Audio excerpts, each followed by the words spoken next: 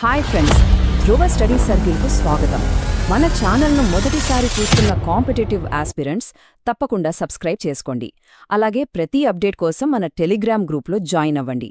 మనం ఇప్పుడు economics survey 2025-26కు సంబంధించిన రెండవ టాపిక్ అదేనండి, ఫిస్కల్ డెవలప్మెంట్స్ అనే టాపిక్ను అర్థవంతంగా నేర్చుకోవడానికి ప్రయత్నిద్దాం.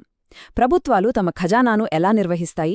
ముఖ్యంగా ప్రపంచం అనిశ్చితితో నిండినప్పుడు దేశ ఆర్థిక వ్యవస్థను స్థిరంగా ఉంచడానికి ఎలాంటి వ్యూహాలు పాటిస్తాయి? ఈరోజు మనం భారతదేశ ఆర్థిక సర్వేలోని ఈ కీలక అంశాన్ని విశ్లేషించబోతున్నాం. ఆలోచించండి, ఆర్థిక అనిశ్చితితో నిండిన ఈ ప్రపంచంలో ఒక దేశం తన బడ్జెట్ను ఎలా సమతుల్యం చేసుకుంటుంది? ఇది మన ఇండ్లలో ఎదుర్కొనే సమస్య నాంటిదే, కానీ కొన్ని లక్షల కోట్ల రెట్లు పెద్దది. మరి ఈ కీలకమైన ప్రశ్నతోనే మన విశ్లేషణను మొదలుపెడదాం. ఈ విశ్లేషణలో మనం ప్రధానంగా 5 అంశాలను చూస్తాం. మొదటిది, ప్రభుత్వం స్థిరత్వాన్ని ఎలా లక్ష్యంగా పెట్టుకుంది. 2, ఆదాయాన్ని ఎలా పెంచుకుంటోంది. 3, ఖర్చులను ఎంత తెలివిగా నిర్వహిస్తోంది.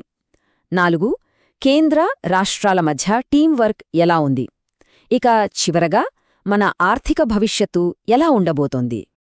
ఓకే, మొదటగా సెక్షన్ 1, స్థిరత్వాన్ని సాధించడం. అసలు లక్ష్యమేంటి? స్థిరమైన ఆర్థిక భవిష్యత్తు కోసం ప్రభుత్వం అనుసరిస్తున్న వ్యూహమేంటో చూద్దాం. ఈ వ్యూహంలో అత్యంత కీలకమైన పదం ఫిస్కల్ కన్సాలిడేషన్ లేదా ఆర్థిక క్రమశిక్షణ.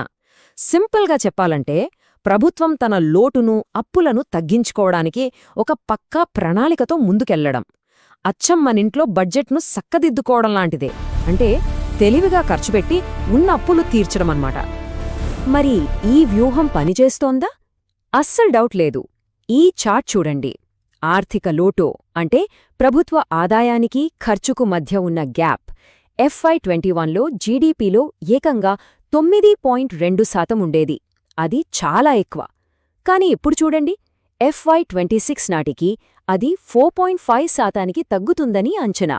అంటే దాదాపు సగానికి పైగా తగ్గుదల. ఇది కేవలం అంకెలు కాదు, ఇది ఒక బలమైన ఆర్థిక పునరుద్ధరణకు సంకేతం. సరే, ఇప్పుడు సెక్షన్ 2, ప్రభుత్వ ఆదాయాన్ని పెంచడం.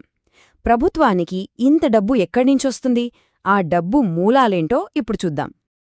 ప్రభుత్వ పన్ను ఆదాయాన్ని చూస్తే మనకు 2 ప్రధాన వనరులు కనిపిస్తాయి.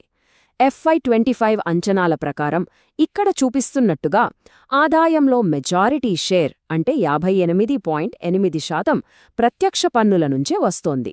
మిగిలిన 41.2% పరోక్ష పన్నుల నుండి వస్తోందన్నమాట. ఈ పట్టికలో చూస్తే ప్రత్యక్ష పన్నుల వసూళ్లలో ఎంత అద్భుతమైన వృద్ధి ఉందో అర్థమవుతుంది. ముఖ్యంగా పర్సనల్ ఇన్కమ్ ట్యాక్స్ కలెక్షన్లు ఏటా పెరుగుతూనే ఉన్నాయి. ఇది ఎందుకు అంత ముఖ్యం? ఎందుకంటే ఎక్కువ మంది ప్రజలు ఉద్యోగాలు పొంది మంచి జీతాలు సంపాదిస్తున్నారని, అలాగే పన్నుల పరిధిలోకి వస్తున్నారని ఇది సూచిస్తుంది. ఇది ఒక ఆరోగ్యకరమైన ఆర్థిక వ్యవస్థకు చాలా స్పష్టమైన సంకేతం. అయితే ఈ విజయానికి వెనుక ఉన్న సీక్రెట్ ఏంటో తెలుసా? అది కేవలం కఠినమైన రూల్స్ కాదు, నడ్జ్ అనే ఒక స్మార్ట్ వ్యూహం. అంటే డేటాను, సైకాలజీని ఉపయోగించి పన్ను చెల్లింపుదారులను బలవంతం చేయకుండా వారే స్వచ్ఛందంగా పన్నులు కట్టేలా సున్నితంగా ప్రోత్సహించడం. ఇదొక వినూత్నమైన మార్పు అని చెప్పొచ్చు.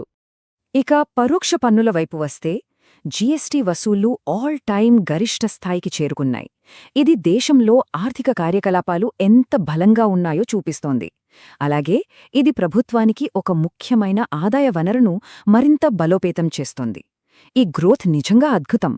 సరే, ఈ పాలసీలన్నీ మన రోజువారీ జీవితాన్ని ఎలా ప్రభావితం చేస్తాయో చూద్దామా?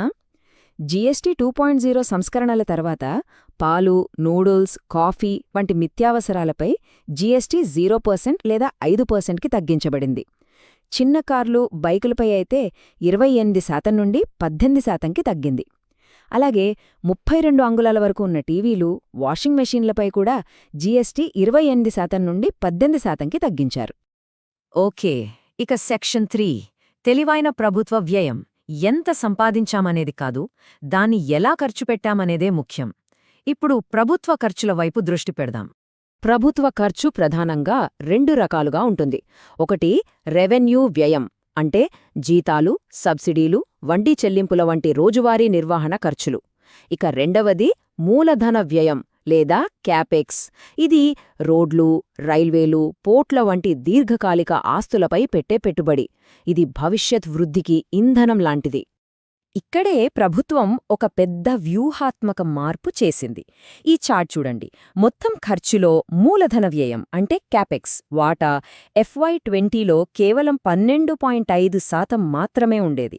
కానీ అది రెట్టింపు కంటే ఎక్కువగా పెరిగి FY26 బడ్జెట్లో ఏకంగా 30.6%కి చేరుకుంది. ఇది కేవలం ఖర్చు కాదు, మన దేశ భవిష్యత్తుపై పెడుతున్న ఒక భారీ పెట్టుబడి. ప్రతి రూపాయిని సద్వినియోగం చేయడానికి ప్రభుత్వం 3 కీలక సంస్కరణలను అమలు చేస్తోంది. 1. సబ్సిడీల హేతుబద్ధీకరణ.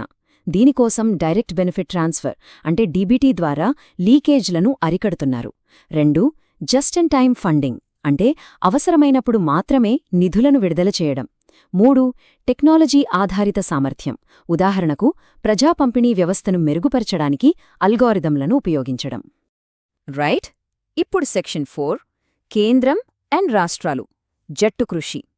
దేశం మొత్తం అభివృద్ధి చెందాలంటే కేంద్రం ఒక్కటే సరిపోదు కదా, రాష్ట్రాల భాగస్వామ్యం కూడా చాలా అవసరం.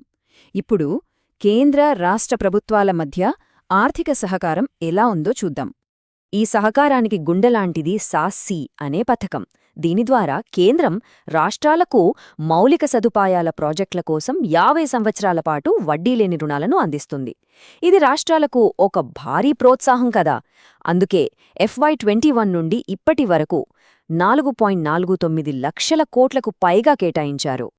ఎకనామిక్ సర్వే నుండే నేరుగా ఈ వాక్యం చూడండి.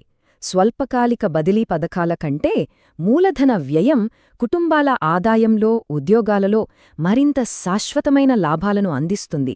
దీన్ని బట్టే అర్థం చేసుకోవచ్చు దీర్ఘకాలిక వృద్ధికి ఇదే సరైన పునాది అని. ఇక చివరిగా సెక్షన్ 5 భవిష్యత్ ఆర్థిక మార్గం.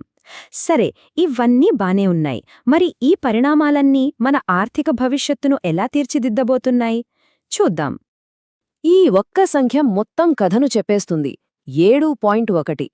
కరోనా మహమ్మారి తర్వాత గరిష్ట స్థాయికి చేరిన భారతదేశ ప్రభుత్వ అప్పు జీడీపీ నిష్పత్తి ఇప్పుడు ఏకంగా 7.1% పాయింట్లు తగ్గింది. ఇది ఆర్థిక క్రమశిక్షణ కోసం చేసిన ప్రయత్నాల యొక్క ఘన విజయం అని చెప్పాలి. కాబట్టి ఈ మొత్తం విశ్లేషణను మనం 3 స్పష్టమైన స్తంభాలుగా సంగ్రహించవచ్చు. మొదటది రెవెన్యూ పునరుద్ధరణ అంటే బలమైన పన్ను వసూళ్లను నిర్మించడం. రెండవది వ్యయ నాణ్యత అంటే దీర్ఘకాలిక పెట్టుబడులకు ప్రాధాన్యత ఇవ్వడం. మూడవది సహకార సమాఖ్య అంటే వృద్ధి కోసం కేంద్ర, రాష్ట్రాలు కలిసి పనిచేయడం. భారతదేశం ఒక స్థిరమైన ఆర్థిక సౌధాన్ని నిర్మిస్తోంది. అసలైన ప్రశ్న ఏమిటంటే, ఈ పటిష్టమైన పునాది మీద తరువాత నిర్మించబోయేదేమిటి? ఈ ఆలోచనతో ఈ విశ్లేషణ